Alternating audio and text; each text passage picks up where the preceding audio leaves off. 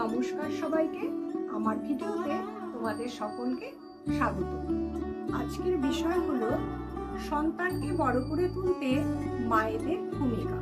আমরা যারা মা, আমাদের জীবনে সবচেয়ে দামি সময় হলো যখন ছেলেমেয়েদের মানুষ করে তুলতে হয়। এই মানুষ করে তুলতে তুলতে মায়েদের জীবনে অনেকটা সময় পার হয়ে যায়। এই মানুষ করে তোলার পেছনে ছেলে মেয়েদের সাথে সাথে তাকেও অনেক রাত জাগতে হয়। পরীক্ষা কেন্দ্রে ঢুকিয়ে দিয়ে তাকেও ঘন্টার পর ঘন্টা বাইরে অপেক্ষায় বসে থাকতে হয়। এই সময় তার মনের ভেতরে ছেলে মেয়েদের কথাই উতাল পাতাল করতে থাকে। সে বাইরে বসে ভাবে তার বাচ্চা ঠিকঠাক লিখতে পারছে তো। এই সময়গুলোকে মায়েদের জীবনে একটা লড়াই বলা চলে।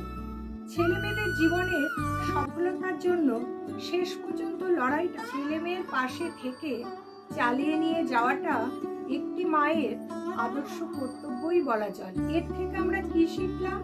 এই বিশাল প্রতিযোগিতার বাজারে ছেলে মেয়েদের ভবিষ্যৎ পোক্ত করার জন্য মায়েদের যে কত অবদান আছে তা বলে শেষ করা যাবে না। আজ এখানেই শেষ করছি, আবার দেখা হবে পরবর্তী ভিডিওতে।